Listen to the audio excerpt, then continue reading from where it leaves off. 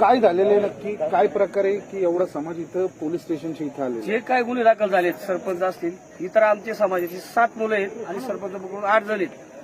जे गुन्हे दाखल झालेत ते खोटे आहेत, या आम्ही सिद्धपणे करू शकतो. कारण यांच्याकडे जितक्या बाईट आल्यात, जेवढे पण आजपर्यंत सुटल्यात, ह्या बाईटमध्ये एकही व्हिडिओ असं दिसलं नाही का सरपंचांनी किंवा आमच्या समाजाच्या मुलांनी त्यांच्या महिलांना कुठे छेडछाडी केली असेल किंवा कोणाला हात लावला असेल. आजपर्यंत मला मी तर अजून पाहिल्यापासून मला काही दिसलं नाही असं. आणि जो काय पोस्टचा कलम झाला हे सगळं खोटं आहे. कारण प्रूफ नाही ना त्यांच्याकडे. प्रूफ तरी दाखवा ना आम्हाला. जर समजा तुमच्या मुलीला मारलं किंवा तुझ्या मंडळीला ओढले, जर त्यांच्या महिलेला कोणालाही धक्काबुक्की झाली असेल तर त्यांनी तो प्रूफ सिद्ध करावा, तर त्यांनी पोस्ट लावा ना, असं आमचं म्हणणं होतं. पण आमची बाजू काही ऐकून घेतलेली गेलेली नाही.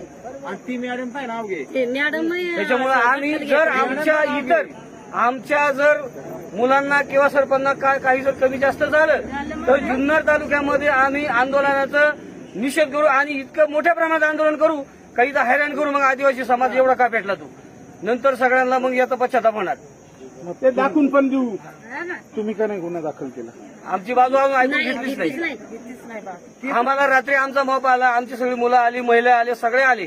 त्याच्यानंतर सगळ्यांना इथून काढून लावलं. आम्ही सगळे गेलो. आम्ही म्हणलं वाद विवाद नको म्हणून आम्ही पण निघून गेलो. पण आमचं म्हणणं अजूनपर्यंत एकाही माणसाने कोणी ऐकून घेतलेलं नाहीये.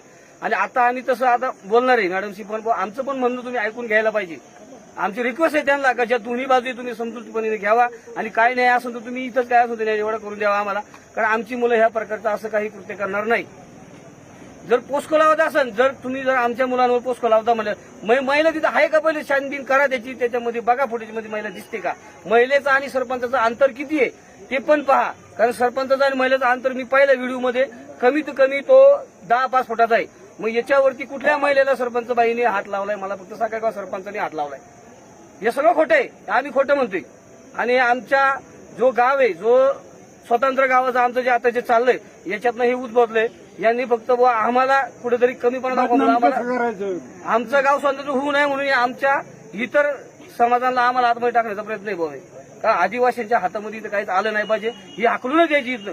हा यांचा पूर्णपणे प्लॅनच आहे. हा तुमचं नाशिक बोलल्यानंतर गाव स्वतंत्र झालं हो, म्हणून त्या रागापोटी यांनी ते आमच्या मुलांना मारहाण आणि खोटे गुन्हे दाखल केले. हे खुन्नच गेले त्यांच्या. आणि काल कोणतर होता म्हणजे लोखंडे मुंबईचा, इथं जुन्नर पोलीस स्टेशनच्या चौकामध्ये आला. त्यांनी सरपंच हर्षल जाधवला डायरेक्ट पोलीस चौकीमध्ये खणाखण मारलं. मग तोपर्यंत इथं चौकी आम्ही स्वतः सांगतोय, आम्ही पाहिलं इथं आतमध्ये मारलं लोखंडे. मुंबईचा कोण डोन आहे त्यांनी इथं आतमध्ये मारलं. आणि शिवाय त्यांनी स्वतः सरपंचाला मारले. स्वतः सगळे आम्ही स्वतः लोखंडे म्हणून आहे मुंबईचा कोण, अरे आप्पाचा भाऊ अरविंद चुलता, त्याचं नाव काय, विवेक लोखंडे. विवेक लोखंडे म्हणून आहे. त्यांनी डायरेक्ट पोलीस स्टेशनमध्ये येऊन आमच्या गावच्या सरपंचाला येऊन मारले. काय एवढा अत्याचार तुमच्याकडे चालतो म्हणजे ही इथपर्यंत यांची मदत केली. एक लोकप्रतिनिधी जर ज्याचं काम चांगलं असेल, ज्याचं काम चांगलं आहे, तुम्ही त्यापर्यंत एक लोकप्रतिनिधीला मारता म्हणजे इथपर्यंत तुमची मदत केली का? तुम्ही मुंबईला राहता आणि गावाला येऊन मारता म्हणजे दादागिरी इथपर्यंत तुमच्या गावापर्यंत दादागिरी चालली का? हे आम्ही सहन करून घेणार नाही. हा बरोबर आहे. मी आता आम्ही बघतो, जर असं आम्ही पहिले त्यांना सांगितलं होतं लेणेद्रीसह गोळेगाव बसून मिटिंग लावा आणि हा विषय संपवा. मी स्वतः गोळेगावच्या त्यांच्या अध्यक्ष, मी यांना 4 वेळा सांगितलंय. 4 वेळा मी यांना सांगून मोकळा झालोय का बाबा तुम्ही हे कुठेतरी बसून मिटवा. पण त्यांनी आजपर्यंत कुठलीही मिटिंग लावली नाही. फक्त हे म्हणतात तुम्ही त्याच्यात दम येत आमच्यामध्ये मारहाण झाली. म्हणजे आता आरोपी म्हणजे जे आहेत सरपंच यांना तुम्ही पाहिलं का? इथं आम्ही सगळ्यांनी पाहिलं, इथं सर्वांनी पाहिलं आम्ही मारताना. इथंच मला गेटच्या आतमध्ये इथून नेलं डायरेक्ट पकडून आतमध्ये तिकडे आतमध्ये घालून मारलं. कुणी पाहिलं हे? सगळं मुलांनी पाहिलं इथं. काय झालं आला तो बोलायला सरपंच डायरेक्ट मारलं त्यांनी. कुठं मारलं? पोलीस चौकीमध्ये मारलं का? हा, पोलीस चौकी तिथं समोर आणलंय. खोलीमध्ये मारलं. कॅमेरा आहे ना, कॅमेरामध्ये फुटेज असेल. त्याला पकडून नेलं आतमध्ये मारलं. कोणी पकडून नेलं त्याला? विवेक लोखंडे. त्यांनी त्याला आतमध्ये काल संध्याकाळी.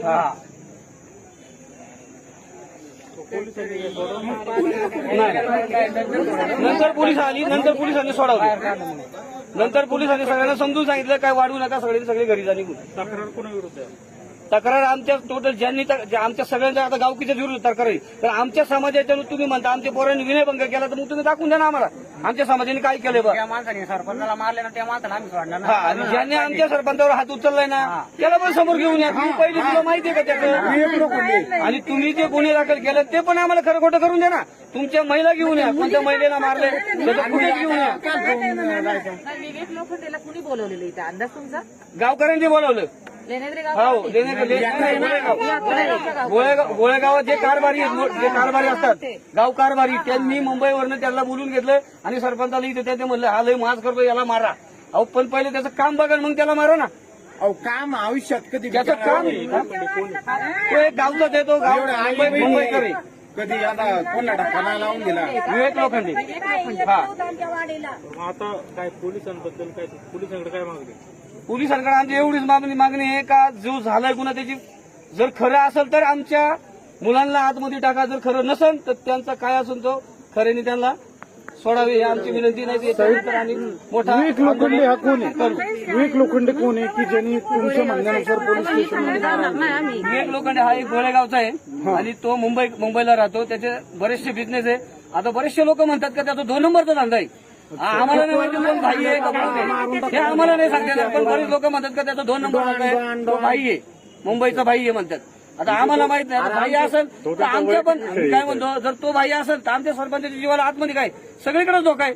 जर पोलीस स्टेशनमध्ये तो आमच्या सरपंचाला मारतो तर तुम्ही मला सांगा आता तो बाहेर आल्यावर त्याला जिवंत सोडणार आहे का? आम्ही सरळ म्हणत होतो त्या खून पण करू शकतो. इथपर्यंत त्यांची मदत आहे गोळेगावकरांची.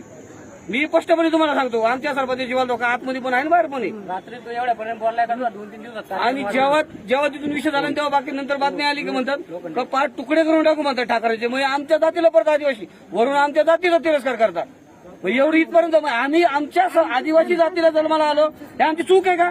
अहो पहिलं संविधान डॉक्टर बाबासाहेब आंबेडकरांनी लिहिलंय का या देशाचा मालक मूळ आदिवासी आहे. मग आम्हाला ही वागणूक अशी खालच्या दर्जाची वागणूक जाते हे गावकरी आम्हाला ही पद्धत झाली की यांची वागायची अशी. म्हणजे आम्ही आदिवासी म्हणून आम्हाला खालची वागणूक द्यायची का? आणि हा भाई आहे म्हणून मुंबईवरून येऊन आमच्या सरपंचाला मारायचं. म्हणजे इथपर्यंत यांची मदत हे कधीही घडू शकतं. मी आज बोलतोय उद्या दिसणार नाही तुम्हाला. माझी उद्या मर्डर होईल हे तुम्हाला स्पष्ट सांगतो. माझं पण आता काय तसं काय त्याला टार्गेट करणं नाही मला पण टार्गेट करणं. आम्ही समोरच आहे. टार्गेट मला पण केलं जाते. टार्गेट मी पण होणारच आहे आणि माझ्या पण जीवाला धोका हे मला माहिती आहे.